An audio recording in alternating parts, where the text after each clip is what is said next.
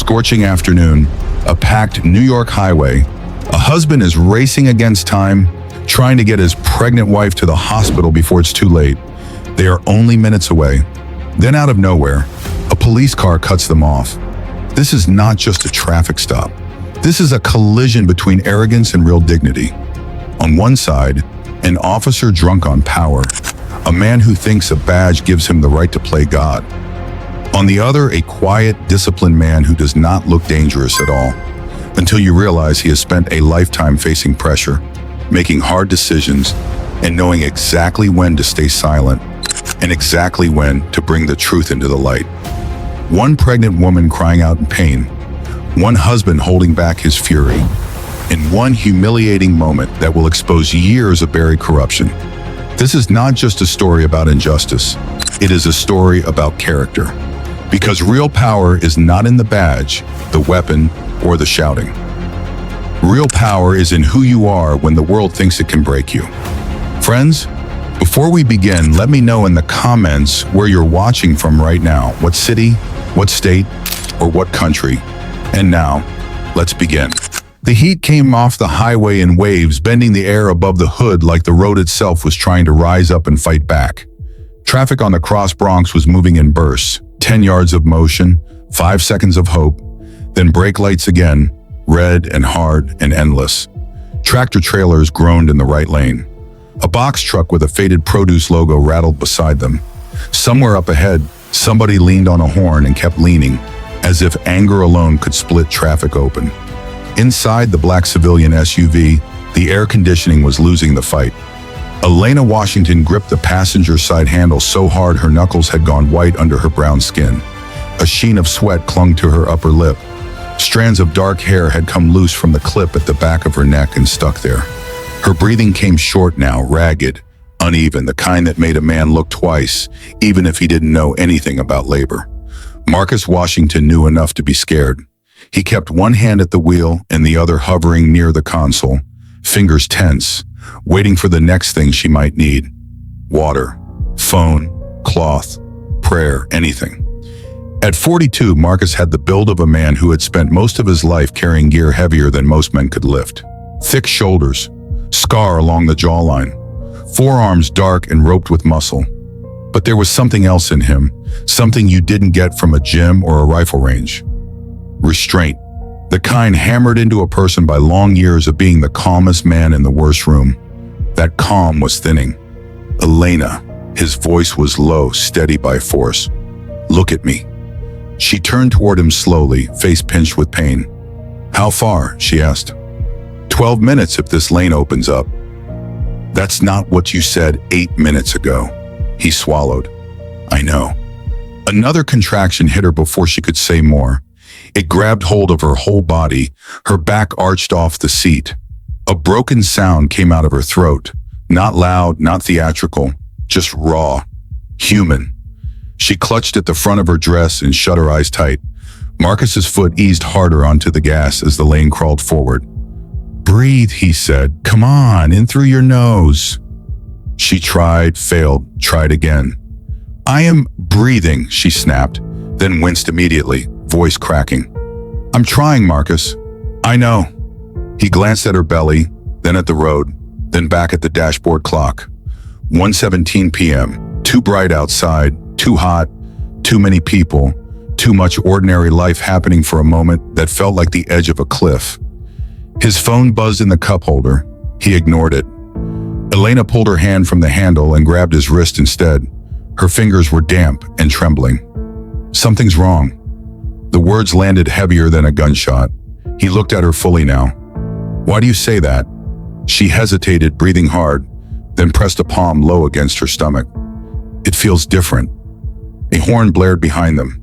Marcus pushed the wheel left, cutting into the shoulder just long enough to pass a stalled sedan, then merged back with an apology wave that nobody wanted and nobody accepted. Elena. Her eyes were glassy. Talk to me. I don't know how to explain it. She drew in a tight breath. It's too soon, the pain's too close together, and I feel pressure. Marcus's jaw flexed. He pressed the call button on the steering wheel. Call Dr. Patel. The car's voice assistant chimed, then began dialing. Elena bent forward with a groan and pressed both hands between her knees. The line connected. A nurse answered. Marcus spoke fast, clipped, every word clean. This is Marcus Washington. My wife, Elena Washington, 34 weeks, active pain, contractions 2 minutes apart, maybe less. We're 12 minutes out from St. Catharines, maybe more with traffic. A pause, he could hear keyboards, voices in the background, hospital noise, distant paging. Then the nurse asked him a question. He answered it. Another question. He answered that too, eyes locked on the shifting wall of steel and glass in front of him. Then the nurse's tone changed. Not panic, worse, professional concern. Mr. Washington, if the pain has escalated that quickly and she's feeling downward pressure, you need to get here now. If she experiences bleeding, loss of consciousness, or severe distress, call 911 immediately and pull over where EMS can reach you. He almost laughed at the cruelty of that sentence. Get here now on the Cross Bronx at 1:18 in the afternoon.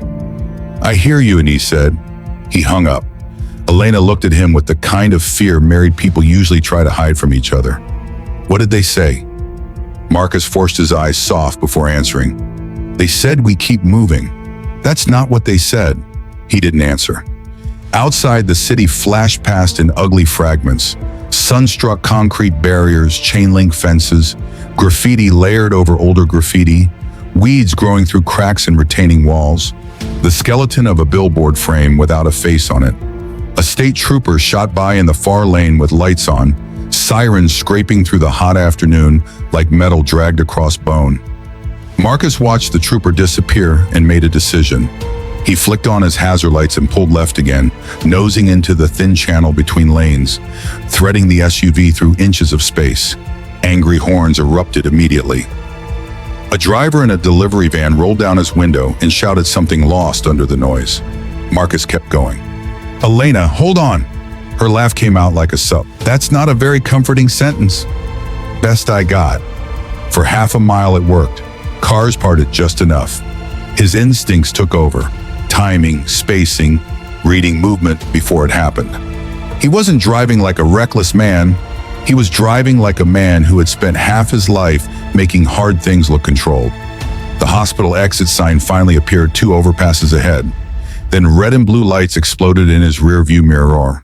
Marcus saw them in the glass before he heard the siren. One sharp burst, then another. Elena turned, saw the cruiser, and shut her eyes.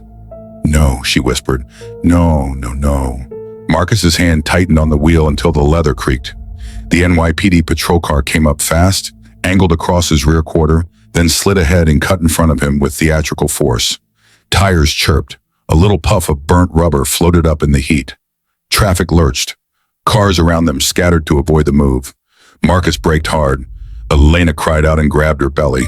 The patrol car stopped at an angle, boxing them in against the concrete divider. For 1 second, the whole highway seemed to go silent inside Marcus's head.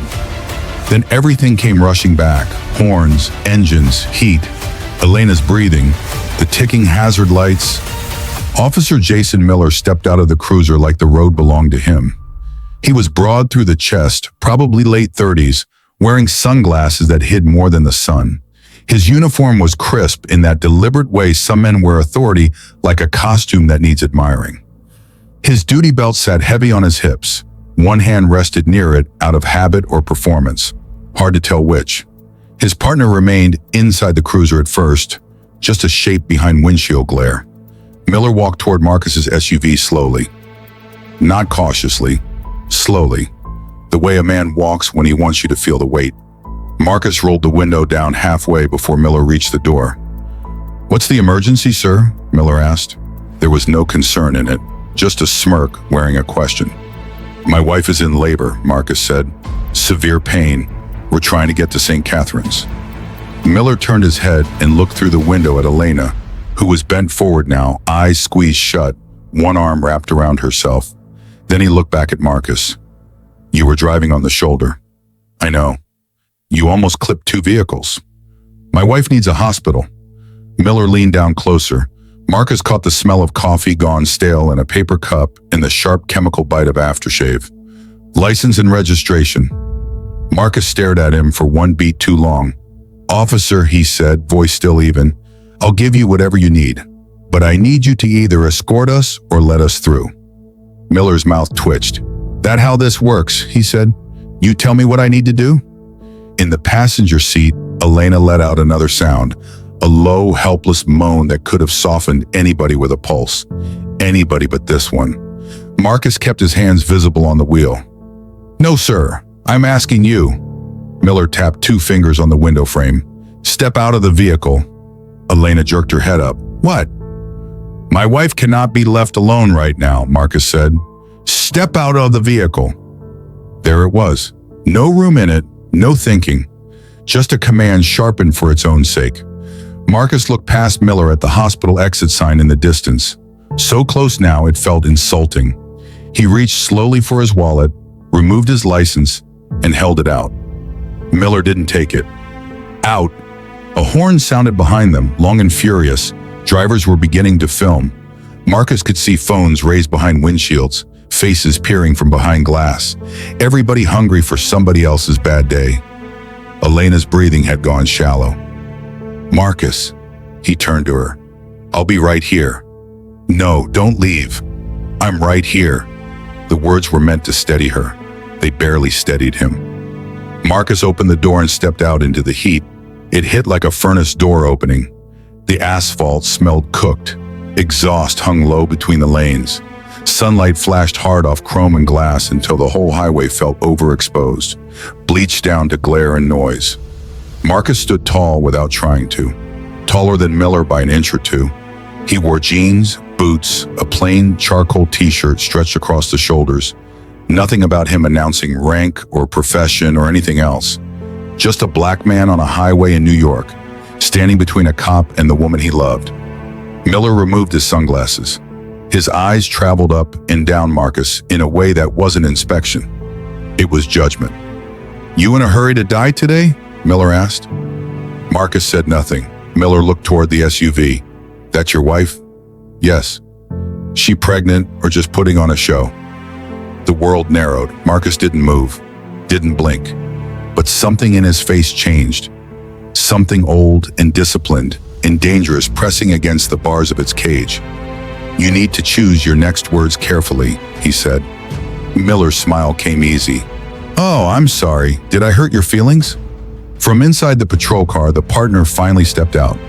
Younger, leaner. He hung back by the cruiser door, eyes moving between Miller, Marcus, and the woman in the SUV. He looked less sure of himself, less convinced of the script. Miller held out his hand. License? Marcus gave it to him. Miller looked it over longer than necessary. Marcus Washington. Yes. Address checks out. He flipped it once between his fingers. Registration. Marcus reached back into the SUV, pulled the registration from the glove compartment, and handed it over. Elena made a choke sound behind him. Please, she said. Please, officer, I need... Miller raised a finger without turning toward her. Ma'am, you can save the drama. The younger officer looked at her then, and something in his posture shifted. He took one step closer to the SUV. Miller noticed and cut him a glance that stopped him cold. Marcus's voice lowered. Do not speak to my wife that way. And what are you going to do about it? The traffic kept crawling. Heat shimmered. Somewhere a motorcycle revved too hard. From a distant overpass came the thin cry of another siren. Unrelated, uncaring. Marcus looked at Miller's badge. Miller, 5471. He stored it. Then his eyes moved almost lazily to the younger officer. Nameplate, Ruiz. That went in too. Miller walked back toward the cruiser with Marcus's documents, making sure the trip took time. He leaned against the hood while pretending to examine the registration. Said something to Ruiz. Ruiz glanced back at Elena, then at Marcus, and said nothing. Marcus stood beside his open door, one hand on the frame, feeling every second as a physical thing. Elena, he bent slightly so she could see him. Stay with me. Her face had gone pale under the sweat. I can't do this in the car, she whispered. Yes, you can. No, I can't. Yes, you can. He leaned in closer. Look at me. She tried to focus. You remember Wyoming? Even in pain, confusion crossed her face. What? The blizzard. Cabin with no heat. You wrapped your feet in dish towels because the socks were still wet. A tiny crease formed between her brows, memory fighting panic. You told me that if we made it through that week, we could make it through anything. Another contraction hit. Her hand crushed his forearm. Marcus, I know. He held her wrist gently. Listen to me. You are stronger than this moment. Stay with me. A tear slid out from the corner of her eye and disappeared into her hairline. I'm scared. The truth of it almost broke him. I am too, he said. He heard footsteps and turned. Miller was back, taking his time like he had all afternoon to spend. You got priors, Marcus? Miller asked casually. Marcus stared at him. Because you seem real comfortable ignoring police instruction. No, Miller looked down at the paperwork. Funny thing about people in a rush. Usually means they're running from one thing or toward another. My wife is in labor. Miller shrugged. Could be. Could also be drugs in the trunk, weapons, warrants. People lie to cops every day. Marcus nodded once, almost to himself. You've decided who I am already. Miller's expression cooled. I've decided you do not get to fly down my highway like you're above the law. The phrase hung there. My highway, above the law. Marcus could feel the shape of the man now. He'd known men like him in every system that handed out power and called it order.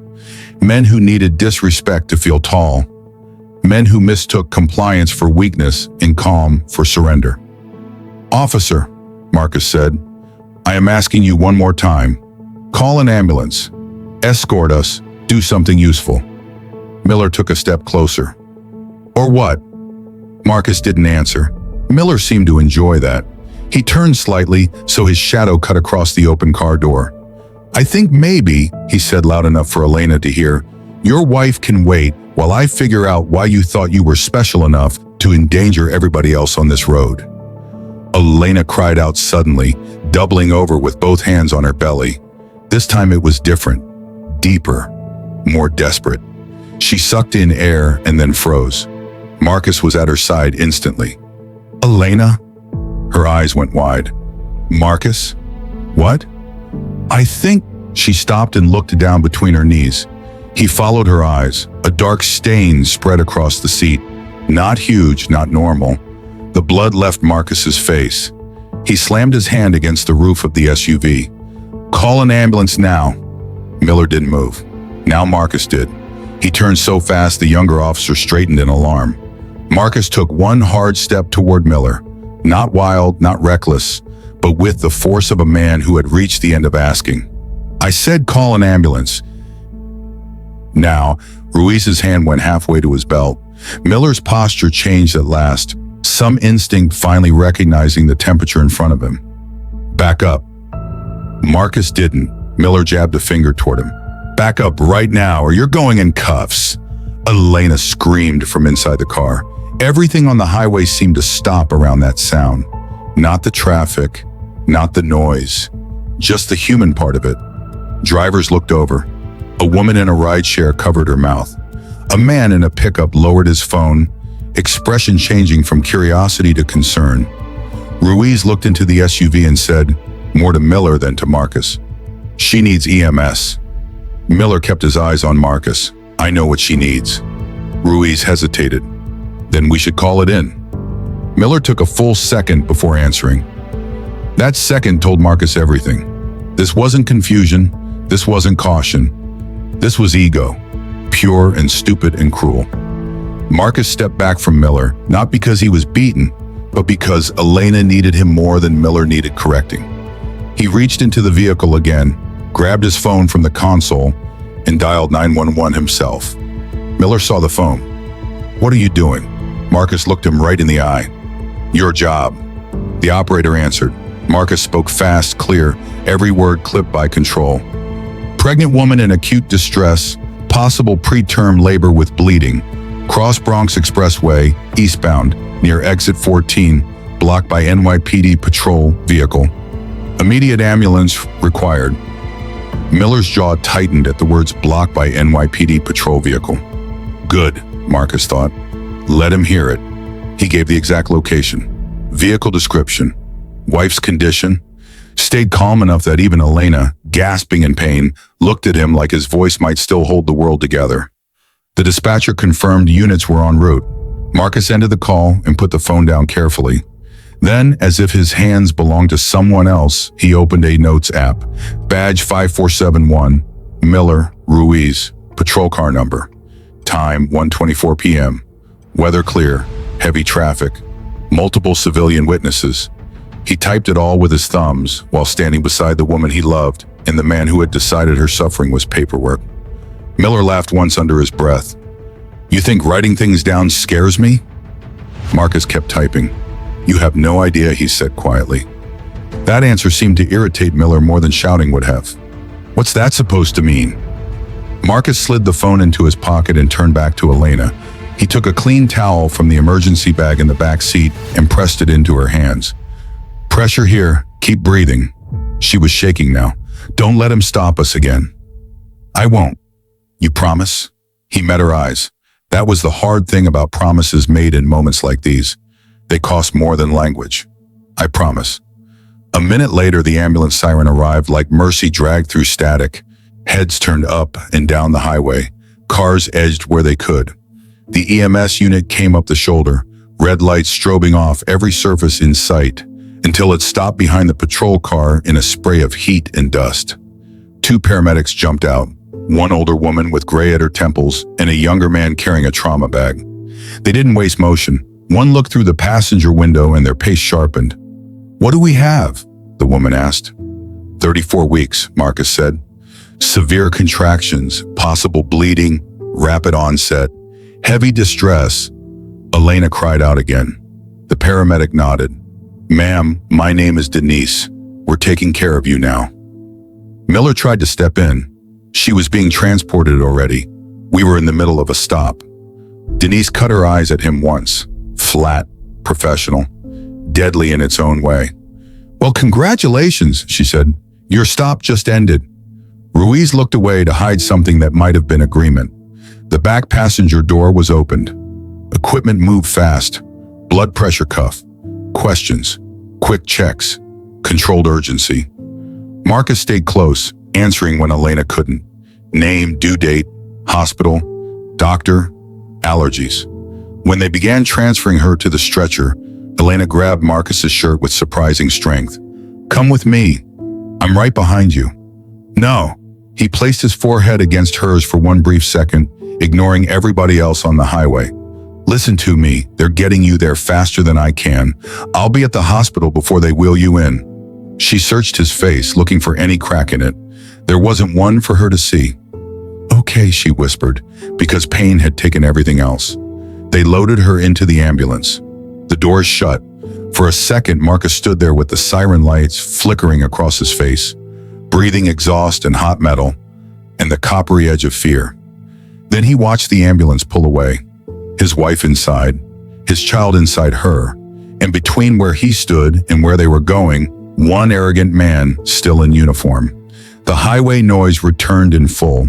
Miller adjusted his belt like this had all been an inconvenience to him personally.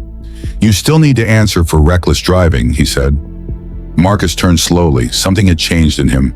The panic was still there, but it had gone cold, condensed into something more durable than rage. "You delayed medical care," Marcus said. Miller shrugged. "Watch yourself. You mocked a woman in labor. Careful. You blocked a civilian vehicle attempting to reach emergency treatment." Miller took a step closer. "You want me to arrest you that bad?" Marcus glanced toward Ruiz. The younger officer said nothing. Didn't defend Miller. Didn't interrupt. Just stood there under the weight of witnessing. Good. Witnesses mattered. Marcus reached into his pocket, pulled out his phone, and without a word aimed it at Miller's chest. Miller frowned. "What the hell are you doing?" "Making sure I remember this correctly." "You can't film me?" Marcus's face didn't change. "On a public highway, in broad daylight, while you're on duty?" He tilted his head a fraction. "Try me." Around them, two civilians were already filming openly from their cars. Miller noticed that too. His nostrils flared. "Turn it off." Marcus didn't. The camera kept rolling. Miller's badge, His face, Ruiz behind him. Patrol car angled across traffic. Timestamp in the corner. "State your full name and badge number for the record," Marcus said. Miller actually laughed. "For the record?" Marcus said nothing. The laugh faded. That silence did more damage than an argument could have. "You think this goes somewhere?" Miller asked. Marcus lowered the phone just enough to frame him from chest to crown. "Everything goes somewhere." For the first time, uncertainty flickered across Miller's face. Small, fast, gone almost immediately. But Marcus saw it, and once seen, it couldn't be unseen. A lieutenant's voice came over Miller's shoulder radio, garbled by static. He stepped away to answer it, irritated now, distracted. Ruiz remained by the cruiser, looking like a man who had just realized he was standing too close to a fire. Marcus stopped filming long enough to type one message. No name, no explanation. Just 2 words in a code. Protocol 7 Delta. He hit send. Then he looked up at the bright, punishing sky over the highway, listened to the fading ambulance siren, and felt something old settle into place inside him. This was no longer about a traffic stop, no longer about an afternoon gone bad. A line had been crossed in broad daylight by a man who thought the badge on his chest made him untouchable. Marcus slipped the phone back into his pocket and stared at Officer Miller, as if committing every detail to stone. The sun burned overhead. Cars crept past. The city kept moving, indifferent as it ever. But somewhere ahead, an ambulance carried his whole world toward a hospital. And somewhere beneath the noise, beneath the heat, beneath the ordinary lies power told itself every day, something had begun. Not a threat, not a warning, a reckoning. The ambulance was gone, but the sound of it stayed in Marcus's ears. A thin mechanical wail fading into the city, folding into traffic, swallowed by distance. He stood on the shoulder of the highway with the sun hammering the back of his neck, staring at the empty space where the unit had been seconds earlier. The blacktop gave off a greasy heat that climbed through the soles of his boots. The concrete divider beside him held the day's warmth like a stove wall. Diesel fumes drifted low between lanes. Somebody in a passing sedan shouted something out the window, but the words came apart in the wind. All Marcus could think was, "Get to the hospital." That was the instinct, the clean one. The husband's instinct. Then Officer Miller snapped the paperwork in his hand like a school principal with a disciplinary file. "We're not done here." Marcus turned. Miller had put his sunglasses back on. It changed him. Hid the one thing a human face owes the world in a moment like this, eyes. Without them, he looked flatter, harder, more interested in control than consequence. Ruiz stayed a few feet behind, near the cruiser, one hand resting on the open door. He had the posture of a man trying not to be part of something he was already inside. Marcus looked past both of them, down the lane where the ambulance had vanished. "Then make it quick." Miller smiled at that, not because it was funny, because it gave him something to push against. "That's not how this goes." Marcus didn't answer. Miller glanced at the SUV, then back to him. "You were driving aggressively, using the shoulder, endangering civilians, disobeying lawful instruction. That's not something I brush off because you got a sob story in the passenger seat." Marcus felt the words hit and settle in him like cold lead. Sob story.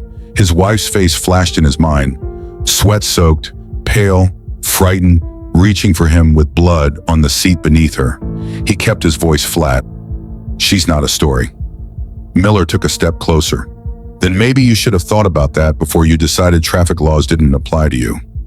The line of cars beside them kept creeping forward, each driver sneaking glances through glass.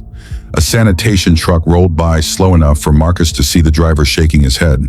A woman in an old Buick held a phone against the steering wheel, camera pointed their way. The city was collecting evidence without asking permission. Marcus noticed Miller noticed it too. That should have moderated him. Instead, it made him perform. Miller squared his shoulders a little more, raised his voice half a notch, enough for the passing lane to hear. "You people always think there's some emergency when rules hit your front door." Marcus stared at him. Ruiz shifted his weight. The phrase hung there, ugly and unfinished. Not explicit. Worse, in a way. The kind of language that liked to leave room for retreat later. The kind cowards used when they wanted to be understood without being quoted. Marcus filed it away with the rest. Badge number, cruiser number, time, tone, witnesses. He had spent enough years in command to know that truth was rarely lost all at once. It leaked through details, through witness statements, through arrogance, through people who thought they were too ordinary to be remembered. Miller held up the license again. Marcus Washington, you got any idea how many guys I stop every month with excuses? No.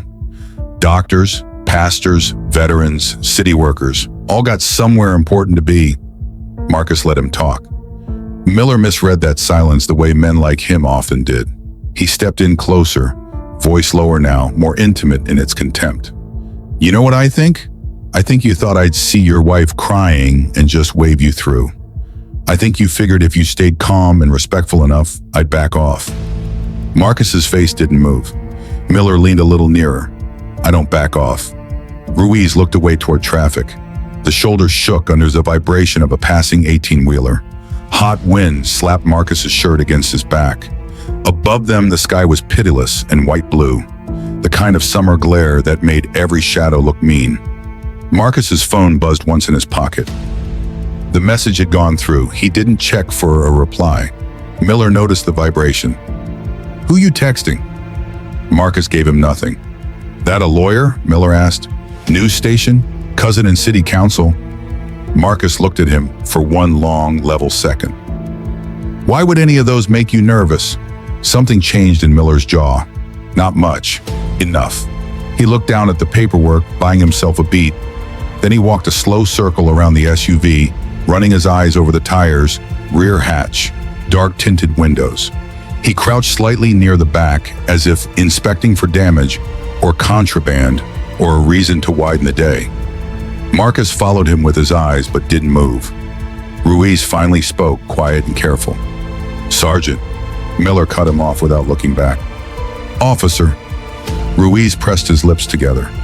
We already called in EMS. Maybe write the citations and let him go. Miller stood, turning slowly. You training me now? No, sir. Then don't tell me how to run a stop. Ruiz said nothing. Marcus watched the exchange closely. That was useful too. Not just what men did in power, but what other men tolerated around them. The difference between fear and loyalty, between complicity and surrender. Miller came back around to the driver's side and tapped the hood with the Marcus's license. Pop the trunk. Marcus didn't move. For what? For a vehicle check. On what basis? Miller smiled again. You in law enforcement, Mr. Washington? No. Then save me the courtroom talk and pop the trunk. Marcus looked at the SUV, then back at him. My wife's blood is on that passenger seat. I need to leave. Miller's smile thinned. And I need to know you're not transporting something besides panic. Ruiz's eyes flicked to Marcus, then Miller. He knew how bad that sounded. The problem was, knowing didn't seem to make him stop it. Marcus took a breath through his nose. He could feel the shape of anger wanting his hands, wanting his jaw, wanting his shoulders, wanting to turn this whole scene into something simple and physical. But physical was easy. Easy was expensive. He'd learned that in places where one mistake cost more than a body could afford. So he stayed still. You don't have consent, Marcus said. Miller chuckled. That's adorable. He stepped toward the door again, one hand near his belt. Out of my way. Marcus moved just enough to block the line between Miller and the vehicle. Not threatening, not theatrical, solid. The highway noise seemed to thin around them. Ruiz straightened. Miller stopped. For a second, the three men stood in a hard triangle under the noon sun, one eager for submission, one resisting without spectacle, one wishing the moment belonged to somebody else. Miller's voice dropped. You really want to do this? Marcus answered just as quietly. No, you do. A horn blared from a van trying to squeeze past the cruiser. Somewhere farther back, another siren rose and fell. A helicopter thumped faintly overhead, heading downtown. Miller drew himself up and changed tactics.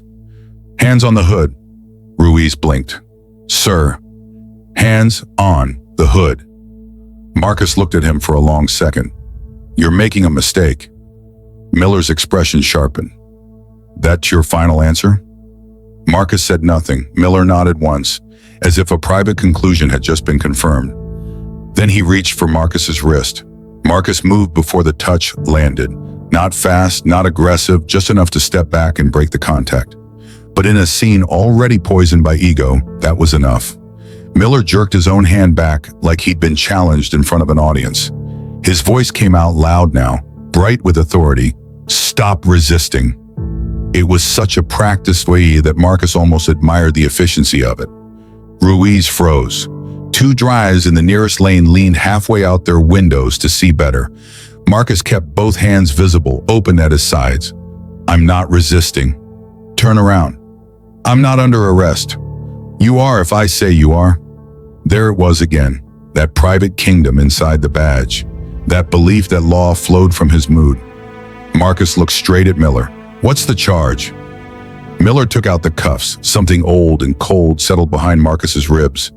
He had seen cuffs before in every context a man could imagine. Combat zones, detention cells, joint task force briefings, hostage extractions, disaster response. Steel was steel. Authority was authority. But humiliation had its own texture when it came unearned, in public beside the still warm blood of your wife. Ruiz stepped forward half a pace.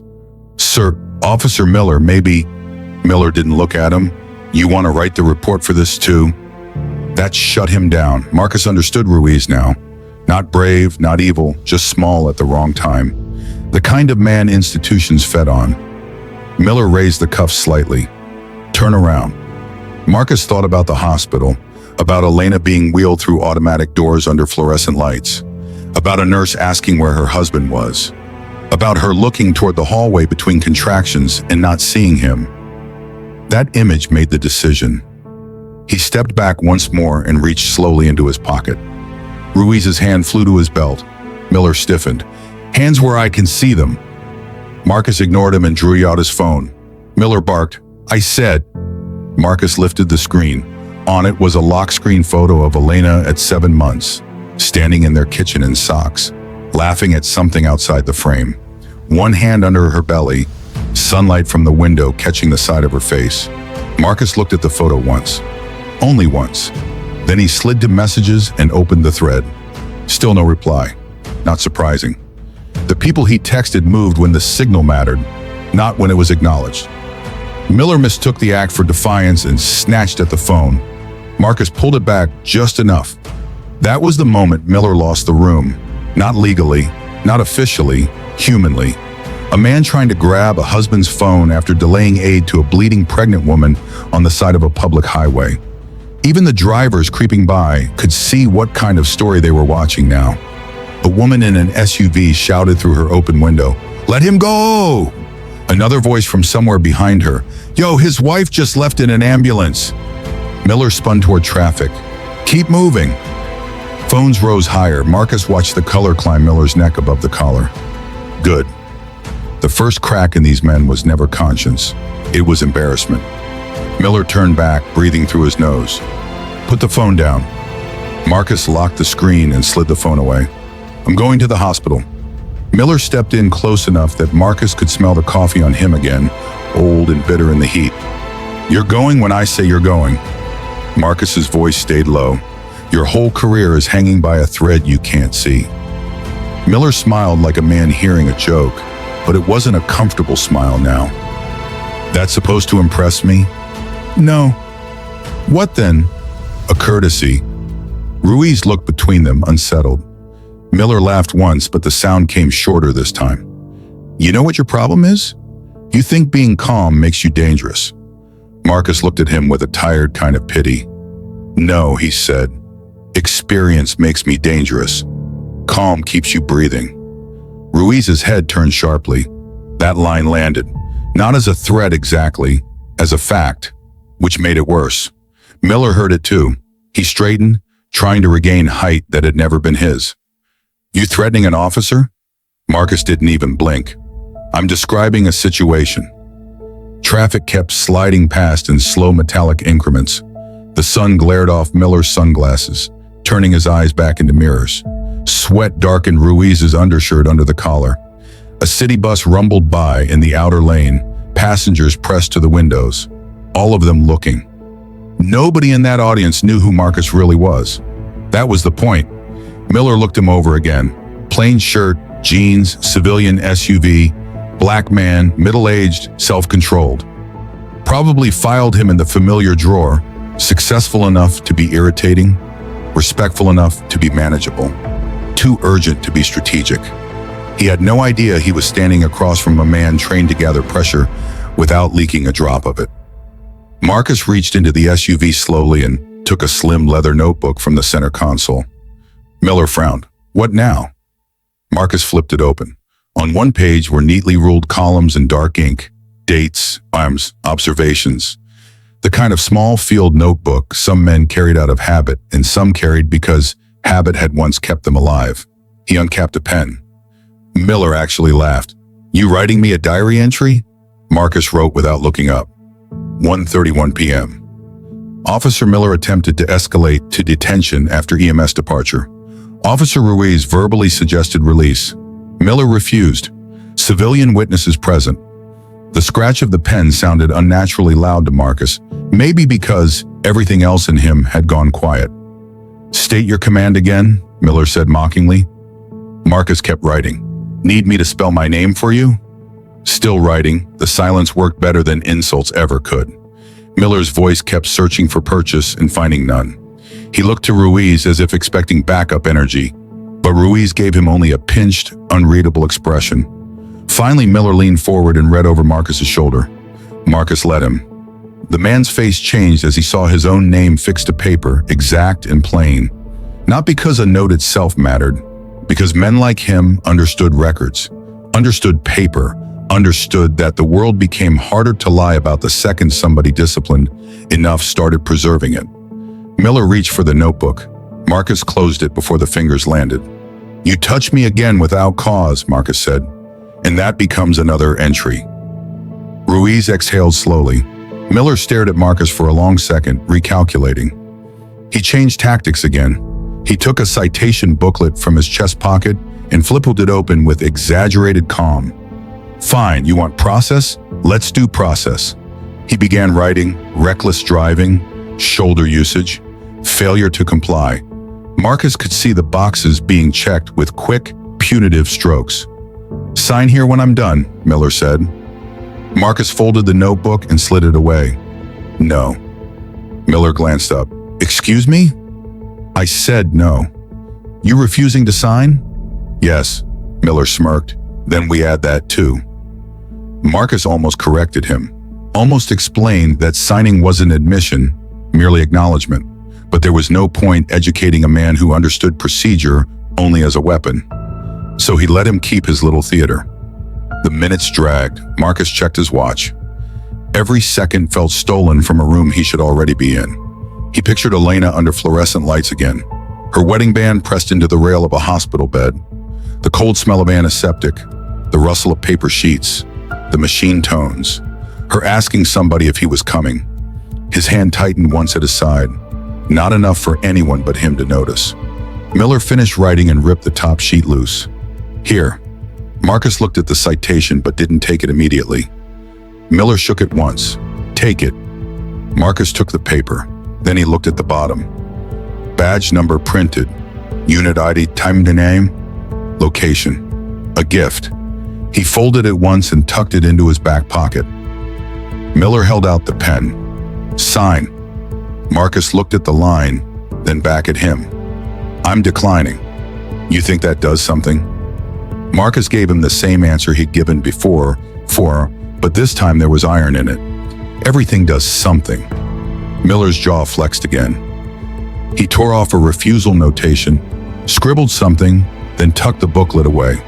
For one brief second, Marcus thought the stop might finally end. Then Miller tipped his head toward the SUV.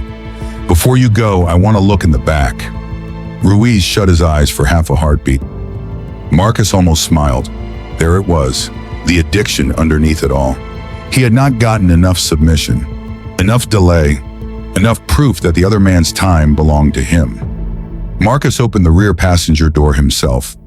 Inside were a folded blanket, A baby seat still in its box, a half-packed hospital bag, and a pair of tiny yellow socks resting on top like they'd been set there by careful hands and forgotten in panic. Miller looked inside.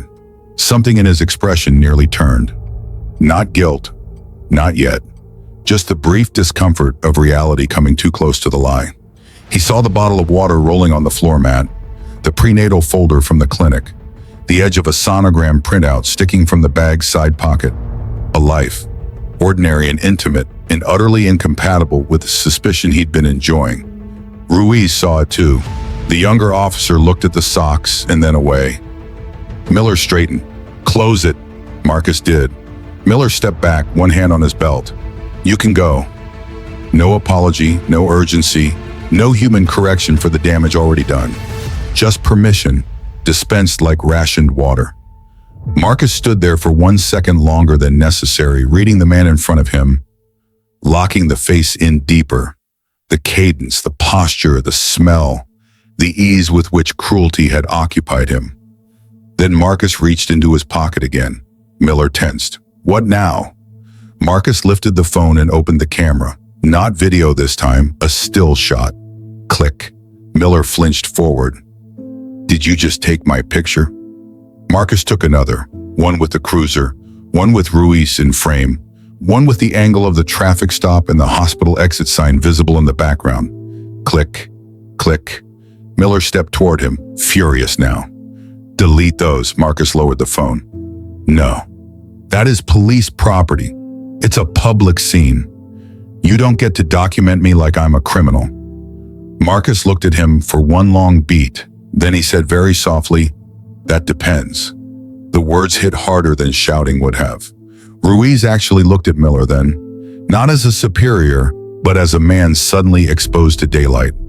Marcus opened the driver's door, got in, and pulled it shut. For the first time since the stop began, he was alone with his own breath. The interior still held Elena's fear. Her perfume lingered faint under the sweat and heat, a warm, clean scent like cedar and soap. Her water bottle lay on its side in the cup holder. A strand of her hair clung to the seatbelt latch. On the passenger seat, the dark stain had begun to dry at the edges. Marcus put both hands on the wheel and closed his eyes for 1 second. Not prayer exactly, alignment. Then he started the engine. Miller stood in front of the cruiser, arms folded, staring at him through the windshield with the sour triumph of a man who believed inconvenience was victory. Marcus looked back once. Just once. There was no rage in his face now. None at all. That was what finally unsettled Miller. Not a shout, not a threat, not a plea. Absence. The absence of panic. The absence of bargaining. The absence of any need for Miller to understand what came next. Marcus eased the SUV into the lane. Cars made room. Some drivers looked at him with sympathy, others with curiosity, a few with that particular New York expression that said they had seen everything and still hated this. He drove. The hospital exit came up fast now. The city shifted around him. Service roads, brick buildings, chain-link lots, a row of bodegas with sun-faded awnings, a bus stop crowded under a narrow patch of shade. Life everywhere. Kids on scooters, a man unloading crates of oranges, a woman arguing into her phone beside a laundromat. The ordinary world, indifferent and alive. Marcus kept one hand on the wheel and hit call on his phone with the other. The line rang twice, then a voice answered. Female, clipped, official. "This line is secure." Marcus's eyes stayed on the road. "Protocol 7 Delta." A pause, not surprise, recognition. "Authenticate." He gave 3 words and a number. The voice changed almost imperceptibly, becoming more direct. "Confirmed. Go ahead." NYPD traffic stop interfered with emergency medical transit. Officer Jason Miller, badge 5471. Secondary Officer Ruiz present. Civilian witnesses, likely multiple recordings. Possible pattern behavior. I want immediate preservation requests on body cam, dash cam, dispatch audio, GPS logs, complaint history, stop data, and any prior footage flagged for deletion. The voice on the line didn't waste breath. "Understood. Is this personal?" Marcus passed a red light just as it turned, tires whispering over paint. Yes. Family safe? Unknown. Wife transported. Preterm distress. Another pause. Shorter this time. Then, we'll move. Marcus's grip tightened on the wheel. Do it quiet. Of course, he ended the call.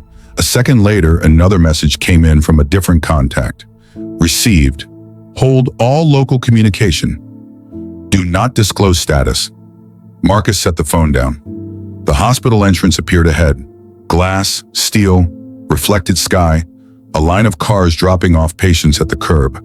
He pulled in too fast, braked, handed the keys to a valet without really seeing the man's face, and moved toward the sliding doors at a run. Cool air hit him the second he stepped inside. It smelled like antiseptic, old coffee, floor wax, and something metallic under all of it. The lobby buzzed with low emergency room noise. Rolling wheels, overhead pages, television murmuring from a corner, sneakers squeaking on polished tile. A child cried somewhere out of sight. A security guard watched everything with tired eyes. Marcus reached the desk. My wife, Elena Washington, brought in by your EMS, 34 weeks, active distress. The nurse at the station typed fast, glanced at the monitor, then pointed. Labor and delivery triage, 3rd floor, elevator bank on your left. He was already moving. The elevator felt too slow, too clean, too small for what lived inside his chest. When the doors opened, he crossed the floor at speed, past frame prints of calm landscapes no one in crisis had ever actually looked at, past a vending machine humming beside a waiting area of hard chairs, past a grandfather holding a bouquet wrapped in grocery store plastic. He found Elena in triage behind a curtain, under bright lights, hair damp, face pale, one hand gripping the bed rail. The monitor beside her tapped out 2 rhythms, one fast, one steadier. Both there, Marcus stopped at the threshold like his body had forgotten how to move. Elena turned her head and saw him. All the control he had spent the last hour holding together nearly gave way at the sight of her still breathing. You made it, she whispered. He went to her side and took her hand carefully, mindful of the IV line. I told you I would. A nurse adjusted the monitor and glanced up at him. Baby's heart rate is stable for now. She came in just in time. For now, just in time. Those words sank deep. Marcus leaned over and kissed Elena's forehead.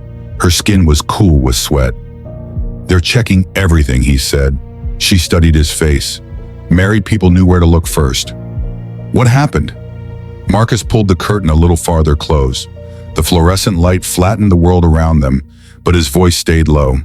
The officer kept pushing. Elena shut her eyes once. I heard him. He delayed us. He tried to escalate after EMS left. Her fingers tightened around his. Did he arrest you? No. Did you tell him who you are? Marcus shook his head. She looked at him with tired confusion. Why not? He glanced toward the curtain, toward the hallway beyond it, toward the machinery of institutions that only worked when somebody forced them to tell the truth. Because I wanted him honest. Elena understood before he finished saying it. That was one of the reasons he loved her. She knew the difference between pride and patience, between anger and strategy. He showed you exactly who he was, she said softly. Yes. And now? Marcus looked down at her hand in his, wedding band pressed against his knuckle. Now he keeps showing me. From somewhere farther down the hall came the squeak of a gurney wheel and a newborn's first thin cry from another room. Life arriving through pain. Ordinary miracle. No cameras, no sirens, no badges.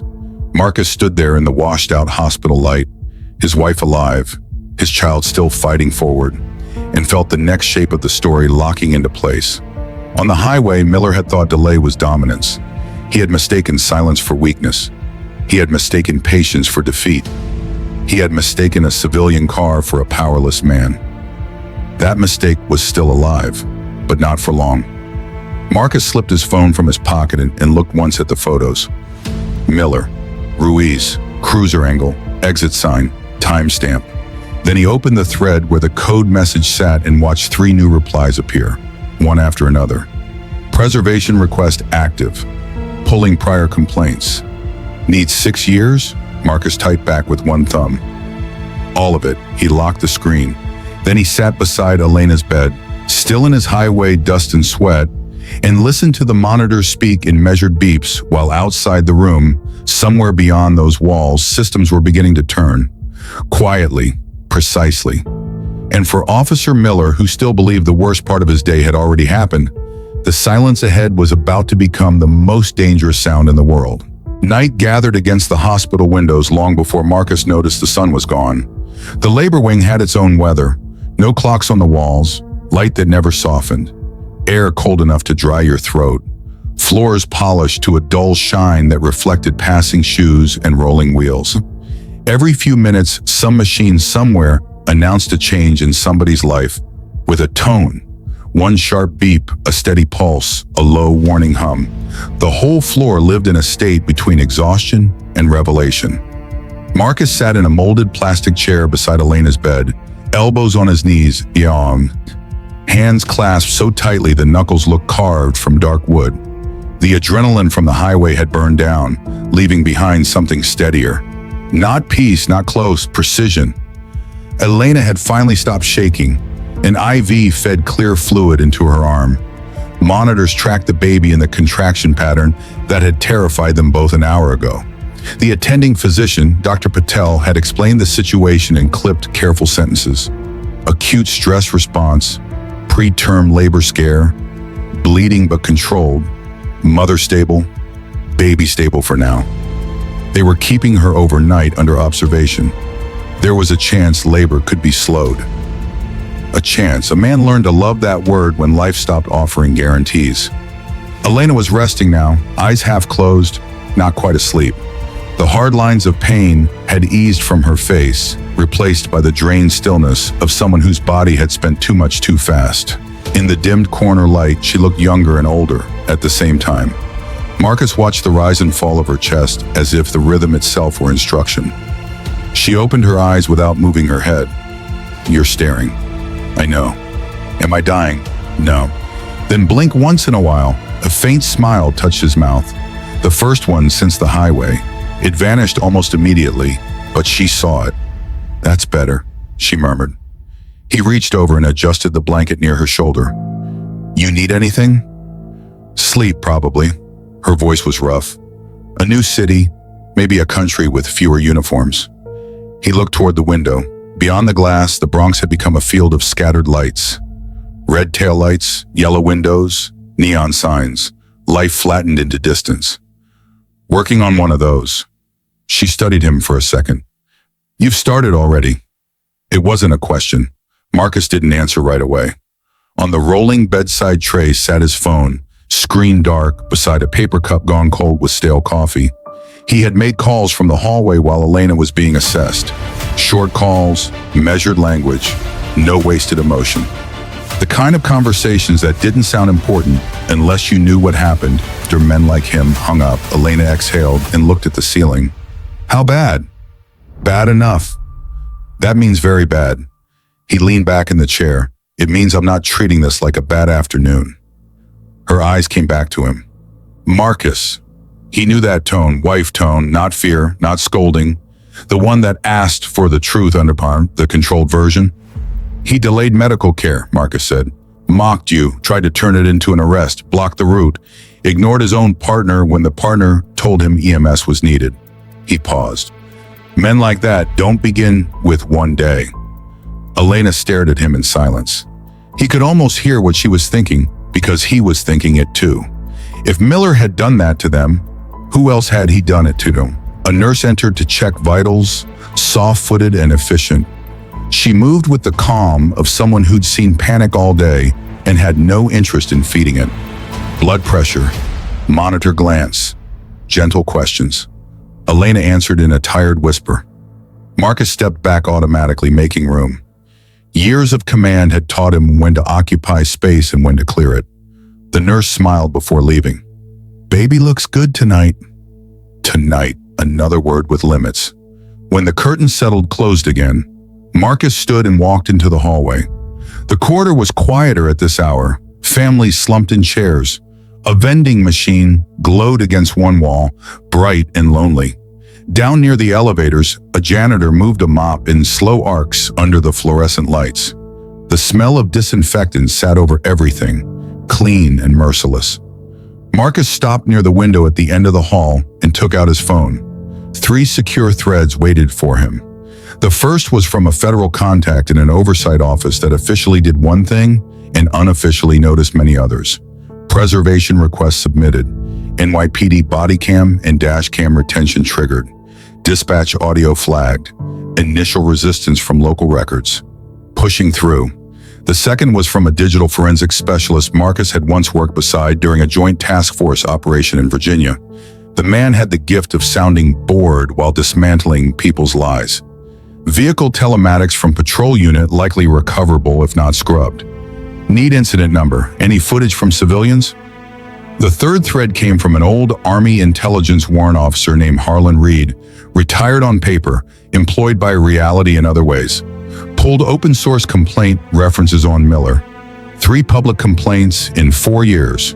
All closed, no finding. Pattern language consistent. Want me to dig precinct culture? Marcus typed back, standing at the window, the dark city at his shoulders. Yes, full precinct. 6 years. Supervisors, stop patterns, citizen complaints, deleted footage, ticket spikes, settlement payouts, disciplinary anomalies. The reply from Harlan came almost instantly. That's not a dig. That's an autopsy. Marcus stared at the message for a second, then typed, "Start cutting." He locked the phone and slid it away. A voice beside him said, "That was military." Marcus turned. Dr. Patel stood there with a tablet under one arm, tie loosened, sleeves rolled. Mid-50s, quiet eyes, the kind of doctor who looked tired in an honest way. Marcus gave a small nod. "Old habit." Dr. Patel leaned against the wall, careful but not intrusive. "She's stable. That buys us breathing room." Marcus took that in. "Thank you." "Don't thank me yet. Babies have their own schedules." He glanced toward Elena's room, but she came in when she needed to. Minutes matter in situations like that. The doctor didn't say more than that. He didn't need to. Marcus looked out the window again. "I know." Dr. Patel was silent for a moment. Then, "Was that really a traffic stop?" Marcus let out one breath through his nose. "Yes." The doctor's expression hardened the slightest bit. "Thought so. You saw enough in the intake." "I've seen enough in this city." Marcus turned to him. "Meaning?" Dr. Patel shifted the tablet to his other arm.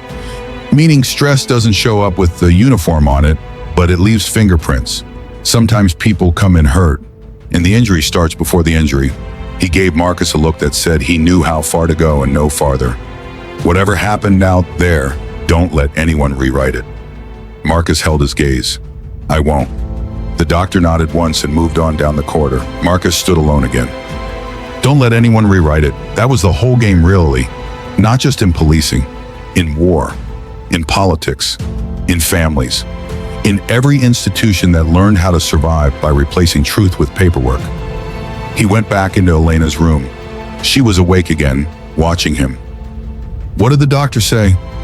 "You bought us breathing room." She closed her eyes briefly, relief moving across her face so lightly it almost hurt to witness. "Good." Marcus sat. She looked at him. "And the other thing?" He didn't pretend not to understand. "It's moving." Her fingers found a hit bond over the blanket. "You're scary when you get quiet." "I've been told." "No, I mean it." She searched his face. "This look you get, like the room's already over and everybody else is waiting to catch up." Marcus glanced down at their joined hands. Her wedding ring was turned slightly inward. He straightened it with his thumb. "When I was 26, he said, we had a man in Kandahar falsify civilian reports after a raid. Nothing dramatic at first. Wrong time stamps, missing names. Then one contradiction opened another, and the whole operation started smelling rotten." Elena listened without interrupting. Marcus went on. Everybody around him wanted the clean version. Better for careers, better for the mission story, but lies are lazy. They repeat, they leave shapes. Once you know the shape, you stop asking whether there's smoke. You start looking for what's been burning. She watched him for a long moment. "And Miller has that shape." Marcus nodded. Outside the room, the floor speaker paged someone to neonatal. Somewhere nearby, a baby gave one sudden furious cry and then settled. A father laughed in relief out in the hallway. Life and fear stacked wall to wall. Elena's voice softened. You think this is bigger than him? Yes. How much bigger? I don't know yet. That means very big too. A corner of his mouth shifted again. Yeah. She squeezed his hand once. Then don't do what they expect. Marcus looked at her. They expect anger, she said. They expect you to come in loud and personal and make it easy to dismiss. Her voice had regained a little strength now, enough to sound like herself. Do the other thing. He nodded slowly. I am. Around 11:40 p.m., the first real package arrived. Not physically, not in an envelope. Information rarely entered through doors anymore. Marcus stepped back into the hallway when his phone vibrated twice in quick succession. He opened the files at the window under the dim wash of city light. The federal contact had sent a preliminary incident poll. Traffic stop log entered at 1:21 p.m. Reason listed, erratic shoulder evasion, possible impairment. EMS notification logged at 1:24 p.m. Officer notation, female passenger verbally disruptive, condition unverified. Marcus read the last line twice. Condition unverified. He could still hear Elena screaming in the seat, could still see the bloodstain. His jaw tightened. A second file followed immediately after. Body cam upload from Miller shows gap from 122 to 128. Claim device sync fault. Ruiz feed pending. Dash cam status mark corrupted. There it was. Too fast to be coincidence. Marcus felt the old internal mechanism click into place. Not rage. Pattern recognition. A stop escalates. Medical distress is minimized in the written account. Primary footage goes missing. Secondary footage pending. Vehicle camera corrupted. That wasn't improvisation. That was familiarity. Harlan's message appeared next. Pulled raw complaint language from public summaries. Same phrasing in 2 prior stops. Subject agitated. Medical claim unverifiable. Non-compliant stance. Different citizens, same wording tree. One woman filed after diabetic episode during stop. Complaint dead-ended. Another involved elderly driver delayed roadside. No discipline. Marcus stared at the screen until the words felt carved. Elderly driver delayed roadside. A diabetic episode. Not new then, just undefeated. He typed with deliberate speed. Find all complaints referencing medical distress, delay, missing footage, or escalation after citizen compliance. Expand to precinct. Include settlements and civil claims. Harlan answered, already on it. Also, one supervisor name keeps surfacing. Lieutenant Brennan. Approves closures. Ticket productivity spikes under his shifts. Marcus filed the name. Lieutenant Brennan. He walked farther down the hallway until he reached a quiet alcove near a family waiting room. 2 empty chairs, a dead ficus plant in a brass pot. Television muted on a morning show rerun, nobody watched. He called Harlan directly. The older man answered on the second ring. Tell me I'm wrong. You're not. Thought so. The sound of keyboard tapping came through the line.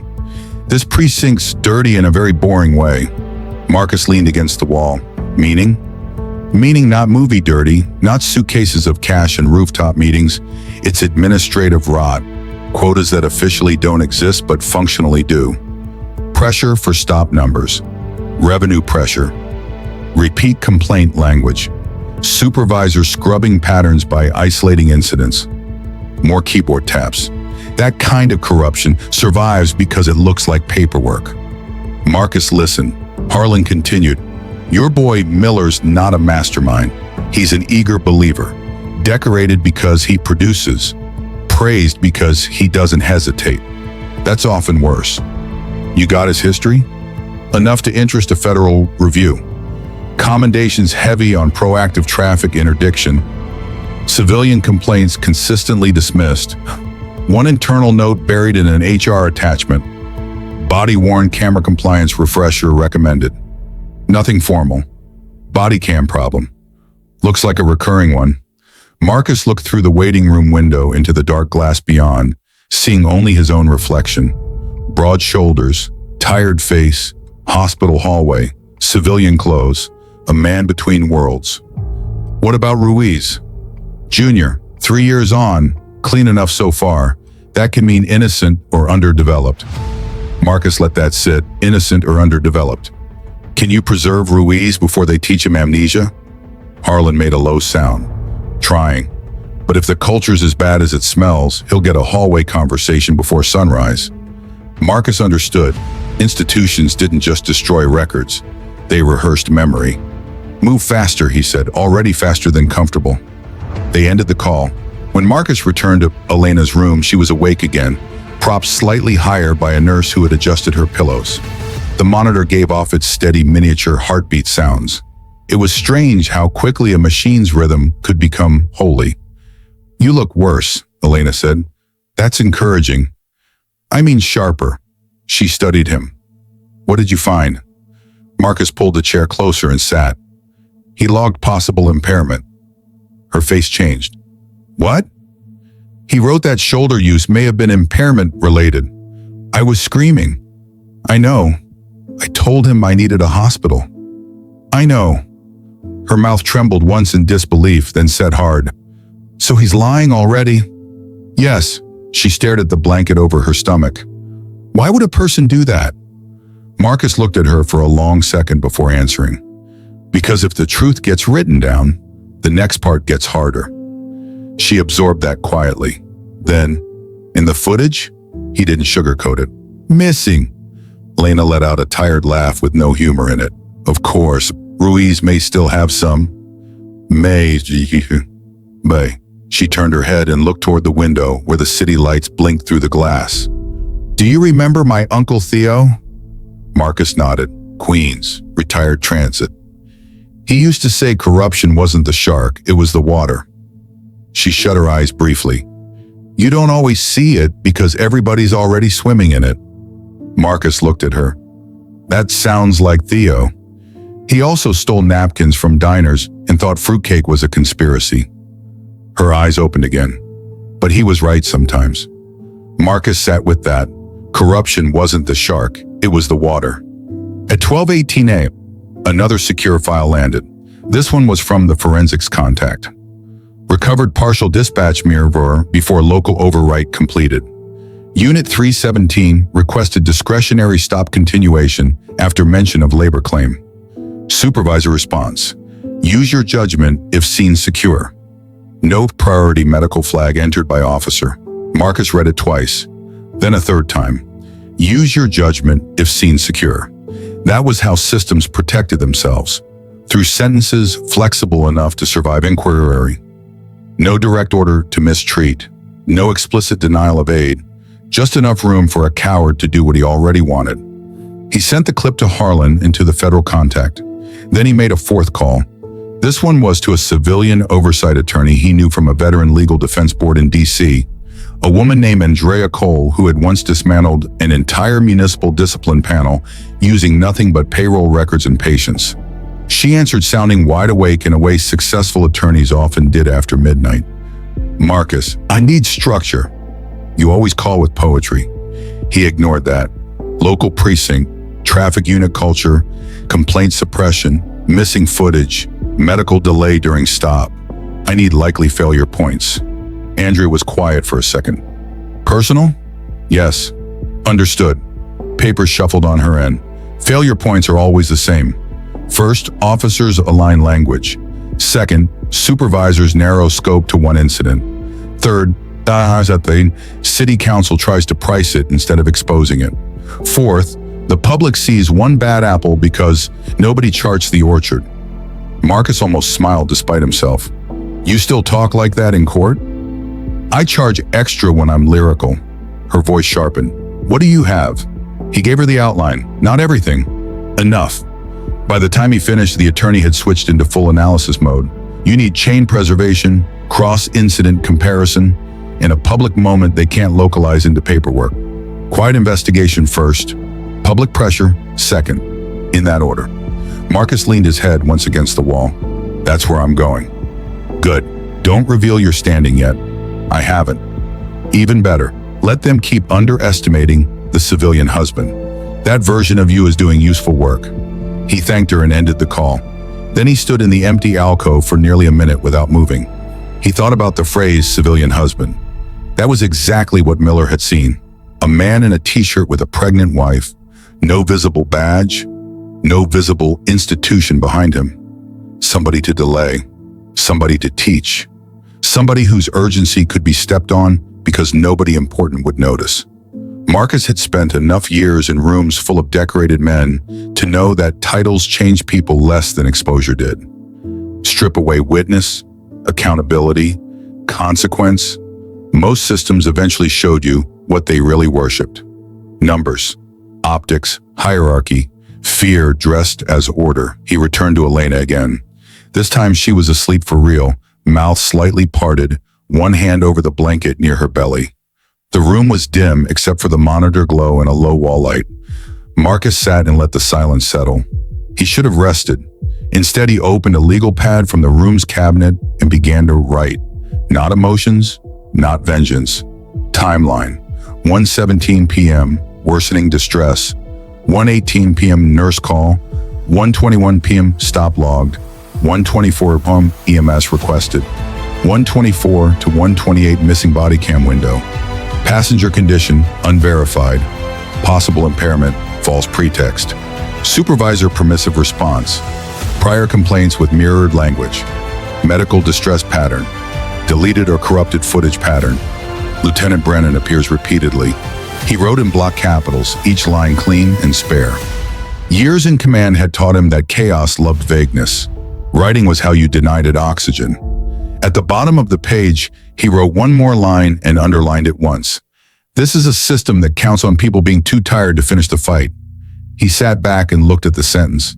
Then he folded the page and placed it in his wallet. At 1:07 a.m., Elena stirred and opened her eyes. "You're still doing it," she whispered. "Doing what?" "Building the case in your head." He exhaled softly. "Not just in my head." She glanced at the legal pad, then at him. "Tell me the truth." He leaned forward. "The truth is Miller isn't alone." She held his gaze. "The truth is this precinct has done versions of this before. People with medical issues, missing footage, complaint language that repeats like carbon copy lies.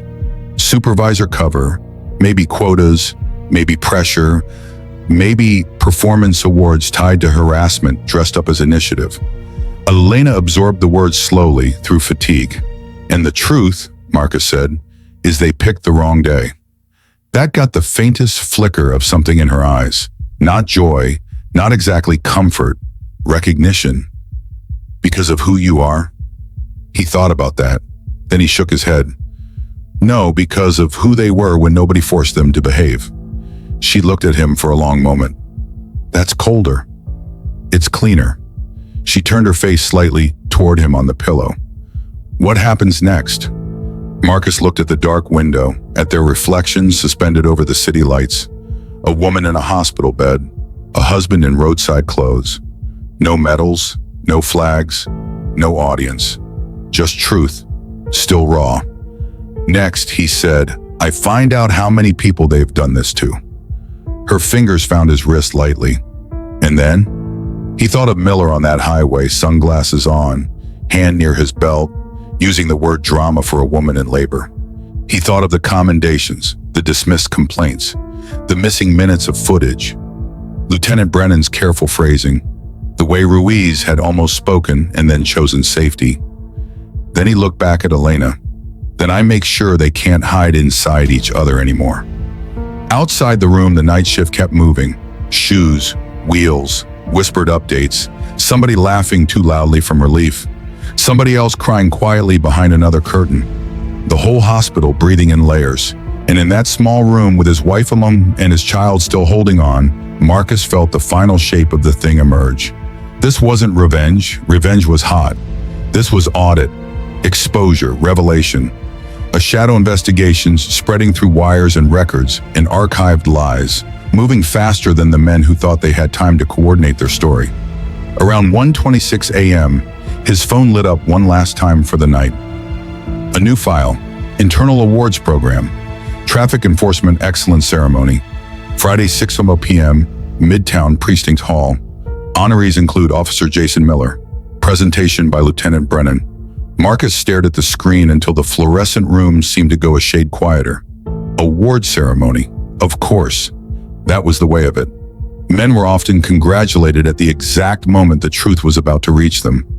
He looked over at Elena. She had drifted off again, exhaustion finally dragging her under. Marcus rose carefully so as not to wake her and walked to the window. Below, the city stretched in black glass and sodium light. Sirens moved somewhere in the distance like restless animals. A billboard across the avenue flashed an ad for insurance, then a car dealership, then a smiling politician promising safer streets. Marcus opened the awards notice again. Friday, 6 o'clock, Midtown Precinct Hall, a public room, a stage, a projector probably, supervisors, cameras, press maybe if the department wanted shine. He slipped the phone back into his pocket. In the glass, his reflection looked back at him. "Oh, thank ma'am." Still in civilian clothes, face lined by fatigue, shoulders heavy with the long day. Underestimated. Good. Let Miller sleep tonight thinking the paperwork would hold. Let Brennan think one more complaint could be closed. Let the precinct rehearse their language. Let them arrive in polished shoes and dress blues and polished lies. The shadow work had already started. And for the first time since the highway, Marcus felt something close to certainty. Not about the baby, not about tomorrow, not about justice as some automatic feature of the world. Only this. By the time Officer Miller stepped onto that stage for his medal, the room around him would already be on fire. The precinct hall smelled like polish and old wood. Rows of metal folding chairs stretched across the room in careful symmetry, each one aligned like it mattered. The stage at the front had been dressed for importance. Blue backdrop, department seal centered and lit, an American flag to one side, a city flag to the other. A podium stood under a spotlight that hummed faintly if you stood close enough to hear it. Most people didn't. They heard applause instead. Sharp, rehearsed, satisfied. Officer Jason Miller stood near the side of the stage in full dress uniform, shoulders squared, chest decorated with polished metal that caught the light every time he shifted. The brass gleamed. The ribbons were perfectly aligned. His shoes reflected the floor like black glass. He looked like the version of himself he believed in. Around him, other officers in uniform talked in low voices, laughed, checked their phones. A few family members sat in the front rows, wives, parents, a teenage son slouched with boredom, a little girl swinging her legs and tapping her shoes together. Near the back, two local reporters adjusted cameras, murmuring to each other about angles and lighting. Lieutenant Brennan stood near the podium, a man in his early 50s with a practiced smile in a politician's posture. He shook hands, clapped shoulders, leaned in just enough to seem personal, without ever actually being it. The kind of man who understood that perception was currency. "Big night," one officer said to Miller, adjusting his tie. Miller smirked. "Just another day." "Yeah, well, they don't hand out this one for nothing." Miller glanced at the stage, then back at the crowd. "You do the work, they notice." The officer laughed. "You mean you make the numbers?" Miller didn't correct him. Across the room, Officer Ruiz stood near the wall, uniform neat but his posture not as settled as the others. His eyes moved too much, toward the doors, toward the stage, toward Miller. He hadn't slept well. That much showed. A senior officer clapped him on the shoulder. "Relax, kid. It's a ceremony, not a firing squad." Ruiz forced a smile that didn't hold. "Yeah," but his eyes went back to the doors. Something about the silence before a room fills, the subtle shift when conversations settle, when attention starts to gather, felt wrong tonight. He couldn't name it, couldn't explain it. Just felt it sitting behind his ribs like a second heartbeat. At exactly 6:02 p.m., the ceremony began. Lieutenant Brennan stepped to the podium, adjusted the microphone, and gave the room a practiced smile. "Good evening, ladies and gentlemen." Applause. He nodded, waited for it to settle. "Tonight we're here to recognize excellence, commitment, the kind of proactive policing that keeps our streets safe and our communities secure. More applause. Miller folded his hands in front of him, expression calm, almost modest. Brennan continued, voice smooth, confident. In a time when scrutiny is high and expectations are higher, it's important to highlight the officers who go above and beyond, who take initiative, who don't wait for problems to come to them. He glanced toward Miller, who go out and find them. A ripple of approval moved through the room. Ruiz shifted again. The words sounded different to him now. Find them. He remembered the highway, the heat, the woman screaming in the passenger seat. The blood. He swallowed. On stage, Brennan lifted a small card. Our next honoree exemplifies this spirit. Over the past year, his productivity has exceeded departmental benchmarks. His traffic enforcement numbers are among the highest in the precinct. His attention to detail and commitment to procedure have been noted repeatedly by supervisors. Miller's chin lifted a fraction. Officer Jason Miller. The room filled with applause. Miller stepped forward. Cameras clicked. Phones rose. Someone whistled from the back. A woman in the front row, his wife maybe, smiled wide and clapped harder than anyone. He moved up the steps, each one deliberate, controlled. This was the part he understood, the part he had built his career toward. Recognition, structure, applause that sounded like validation. He reached the podium and shook Brennan's hand. Firm grip, 2 pumps, smile for the camera. The medal sat in a velvet-lined case on a small table beside them. Brennan opened it with a small flourish, lifting the ribbon. Officer Miller, he said, voice warm, thank you for your service.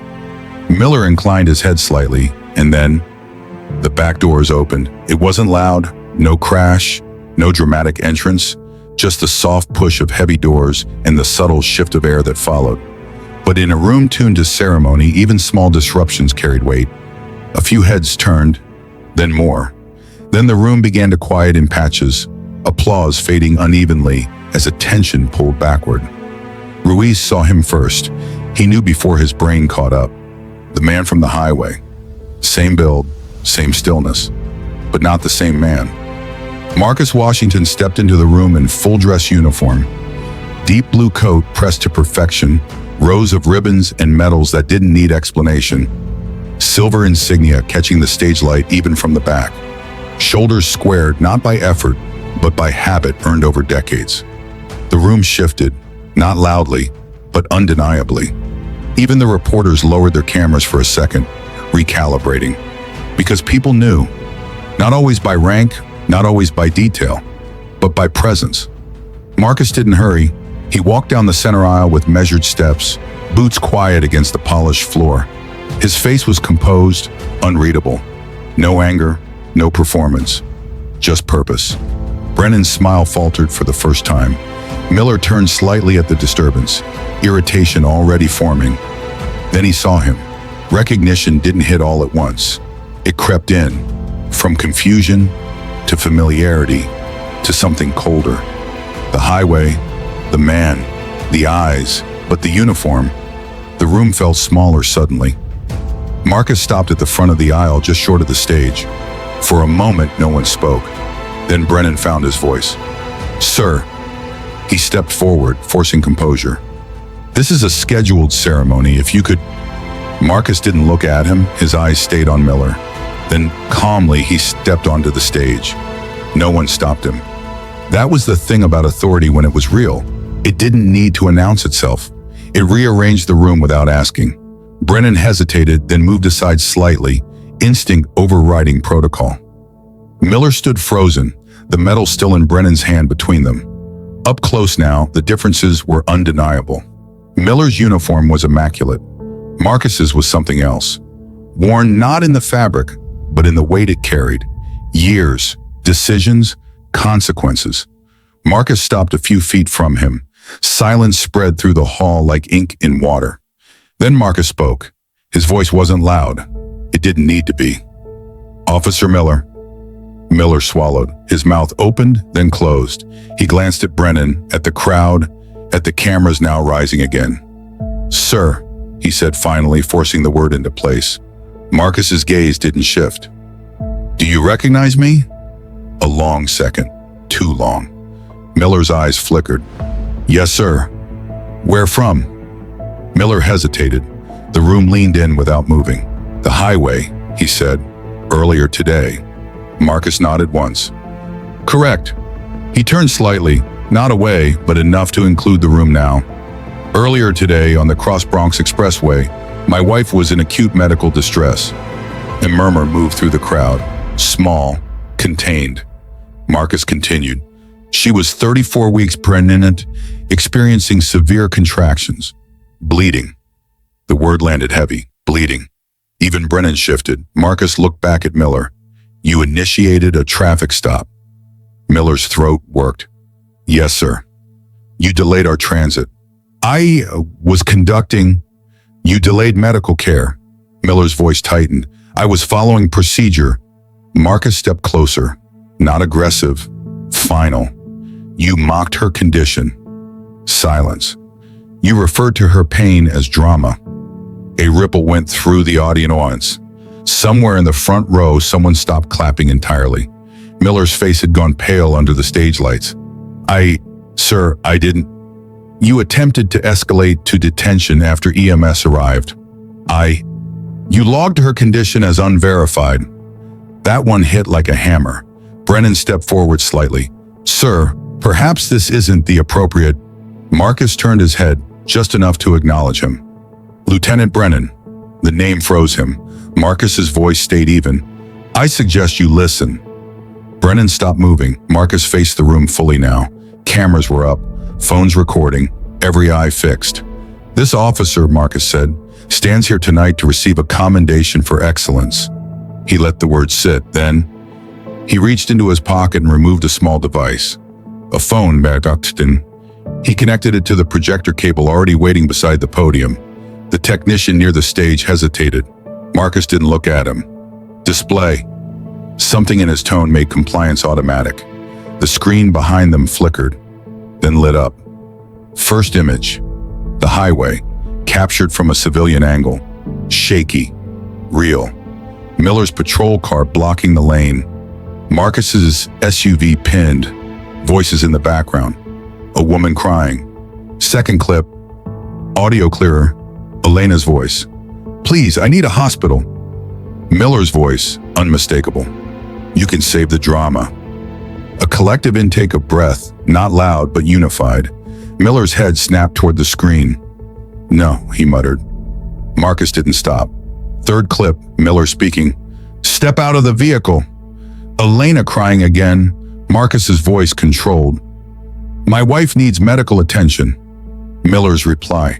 "That's not how this works." The room had gone completely still. No shifting chairs, no whispers. Just truth, projected 10 feet tall. Marcus stepped aside slightly so the screen filled the space behind him. Then he spoke again.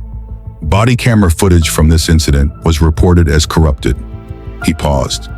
Dispatch logs indicate no priority medical flag was entered. Another pause. Internal records show prior complaints involving delayed medical response and missing footage. Now the murmurs started. Low, uneasy. Brennan moved again, urgency creeping in. "We need to verify these materials." Marcus turned, fast enough this time to stop him.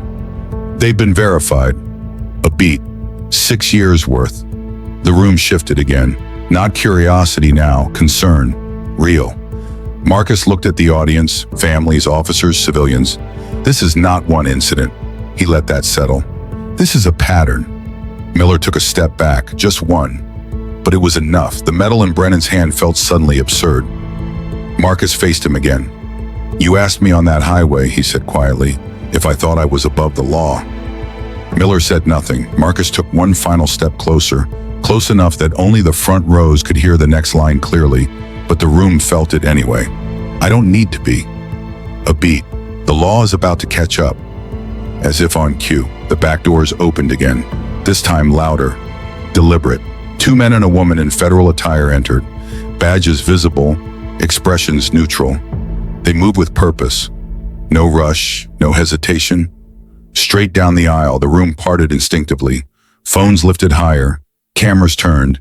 Ruiz watched them pass, his face draining of what little color it had left. They reached the stage. The lead agent stepped up beside Marcus and gave a brief nod, then turned to Miller. "Officer Jason Miller." Miller didn't respond, didn't move. "Step forward." The words were calm, final. Miller looked at Brennan. Brennan said nothing, because there was nothing left to say. The agent continued. "You are under investigation for obstruction of emergency medical care, falsification of official reports, and evidence tampering." The words echoed in the room, not shouted, but heavier than anything that had been. Miller's hands trembled, just slightly. Enough. The agent produced cuffs, metal catching light. For the first time, Miller looked small, not in size and certainty. His voice came out thin. This is a mistake." The agent didn't argue, didn't debate, didn't raise his voice. "Turn around." Miller hesitated. Then, slowly, he did. The cuffs clicked. Sharp. Final. Across the room, someone gasped. Someone else whispered, "Jesus." Ruiz stared at the floor. Brennan looked like a man watching a building collapse in slow motion. Marcus stood still, watching, not satisfied, not smiling, just present. The screen behind him still held the frozen image of the highway, the moment everything had started. And in that room, under the flags, the lights, the polished speeches, and prepared applause, the truth had walked in uninvited and taken the stage. The sound of the cuffs didn't echo. It didn't need to. It settled into the room like something permanent. Officer Jason Miller stood at the center of the stage, wrists bound behind him, the polished brass on his uniform catching the same light. But now it looked different, duller, hollow, like decoration on something already broken. No one clapped. No one moved. The room that had gathered for applause now held its breath like a witness that hadn't decided what to do with what it had seen. The federal agent guided Miller one step forward. "Watch your footing." It wasn't kindness, it was procedure. Miller stumbled anyway. Just a fraction. Enough. That was the moment it broke. Not about the arrest, not on the charges, the stumble. Because confidence had been his armor, and it had slipped. His eyes darted once, to Brennan, to the officers, to the crowd, as if someone might interrupt this. Someone might correct it. Someone might restore the version of the day he had expected. No one did. Lieutenant Brennan stood rigid, face pale under the stage lights. His mouth opened once, then closed. The instincts of control, of narrative, of damage management, none of them had a place here anymore. Because this wasn't internal. This wasn't paperwork. This wasn't something he could sign off on. This was public, and public things had gravity. The second agent stepped beside Ruiz. "Officer Ruiz." Ruiz stiffened. "Yes, ma'am." "You'll remain available for questioning." His throat tightened. "Yes, ma'am." There was something in his voice, relief mixed with fear, that didn't go unnoticed. The agents turned Miller toward the stairs. Each step down felt heavier than the last. The metal still sat in Brennan's hand. Unclaimed, useless. Someone in the front row, a woman in a blue dress, likely Miller's wife, covered her mouth. Her eyes moved between her husband and the officers, and then to Marcus, searching for something that would make this make sense. There was nothing there for her. Only truth, and truth rarely comforted the wrong side of it. The agents led Miller down the aisle. Phones followed, cameras tracked, but no one cheered. Because this wasn't victory, it was exposure. And exposure had a weight that celebration didn't. As Miller passed the rows of chairs, he caught sight of Ruiz again. Their eyes met. For a brief second, something unspoken passed between them. Not loyalty, not betrayal, recognition. Ruiz looked away first. The doors opened. The agents walked Miller out. And just like that, he was gone. The room didn't move, didn't speak. It sat in the aftermath, like a storm had passed through without warning and left everything standing but rearranged. Marcus remained on the stage, still, composed, unchanged. The projector behind him dimmed to black. The image of the highway disappeared, but no one in that room would forget it. Not the sound, not the words, not the look on Miller's face. Brennan cleared his throat. It sounded loud in the silence. "Ladies and gentlemen," he began, voice strained, We will be postponing the remainder of the ceremony. His voice faltered, because even he knew there was no remainder. There was only before and after. He stepped back from the podium, and for the first time that evening, all attention returned to Marcus. He hadn't moved, hadn't celebrated, hadn't spoken since the arrest, because this part mattered. How a man ended something said more than how he started it. Marcus stepped forward, not to claim the stage, but to close it. He adjusted the microphone slightly, though it didn't need adjusting. Habit, precision. Then he looked out at the room, at the officers, at the families, at Ruiz still near the wall, at Brennan, at the cameras. And then he spoke. Law exists to protect people. His voice was steady, not loud, but it carried. Not to inconvenience them, not to control them, and not to serve the ego of the person wearing it. No one shifted, no one interrupted, because there was nothing in his tone that invited debate, only truth. Marcus let the silence breathe for a second, then, power isn't the badge, a beat. It's the character of the person behind it. The words settled deeper than the charges had, because charges punished. But this defined. He stepped back from the microphone. No applause followed, and that was right, because applause would have made it feel finished. It wasn't, not yet. Marcus turned and walked off the stage. No escort, no ceremony, just a man leaving a room that no longer needed him. Outside, the evening air had cooled. The city moved like it always did. Cars, voices, sirens somewhere in the distance. Life continuing without pause for individual moments. Marcus stood on the sidewalk for a second, letting the noise of it settle around him. His phone buzzed. A message. Elena stable? Baby stable? Monitoring continues. He exhaled. Long, slow, the first full breath since the highway. He got into his car. This time, no one stopped him. The hospital was quieter at night. Lights dimmed in the hallways. Voices lowered. The pace softened just enough to feel the difference. Marcus walked through the corridor with steady steps, nodding once at the nurse's station as he passed. They recognized him now, not by rank, by presence, by the way he carried himself through crisis without noise. He reached Elena's room, paused, then stepped inside. She was awake, sitting up slightly now, tired, but stronger. Her eyes found him immediately. "You look like you finished something," she said softly.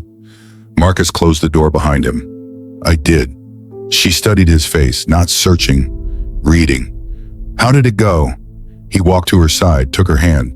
"It's over." A long silence, then, "Good," she whispered. He sat down beside her. For the first time since this began, there was nothing pressing behind his eyes, no urgency, no calculation, no next step, just stillness. A nurse entered quietly. "Would you like to see your baby?" The words landed gently, but they changed everything. Elena's breath caught. Marcus stood without realizing he had. "Yes," he said. They followed the nurse down a short hallway into a softly lit room. Rows of bassinets, low light, quiet machines, and there, wrapped in a small hospital blanket, their child, tiny, perfect, alive. Elena covered her mouth. Marcus didn't move at first, not because he didn't want to, because something inside him needed a second to understand that this small, breathing life had made it through the same day that had nearly broken everything else. The nurse lifted the baby carefully and placed them in Marcus's arms. The weight was almost nothing, and everything. He looked down, small fingers curled, eyes closed, breathing steady, real. Marcus's weathered hands that had carried rifles, maps, men, decisions, now held something that required none of that. Only presence, only care. Elena leaned against him, her head resting lightly on his shoulder. They stood there together. No audience, no cameras, no uniforms that mattered. Just a family. Marcus adjusted his hold slightly, instinctively protective, then quietly Whoa, he spoke. Not to the room, not to Elena, to the child. "You're safe." The words were simple, but they carried everything that had been fought for that day. Elena looked up at him. "You made sure of that." Marcus shook his head gently. "No." He glanced down at the baby. "We did." They stood there in silence as the machine nearby gave off its soft, steady rhythm. Outside the room, the hospital moved. Outside the hospital, the city moved. And somewhere else, systems were already shifting, investigations opening, files being pulled, names being reviewed. But here, none of that mattered. Not in this moment.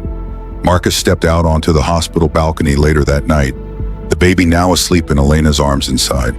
The air was cool. The city stretched wide beneath him. Lights endless, movement constant. He rested his hands on the railing. For the first time, there was no weight on them, only memory. The highway, the heat, the voice, the delay, and the moment it all turned. He looked out across the city and said nothing, because nothing needed saying. Behind him, through the glass, Elena sat with their child, soft light wrapping the room in something warm and human and untouched by everything that had tried to interfere with it. Marcus turned back toward them, paused once, then went inside. The door closed quietly behind him.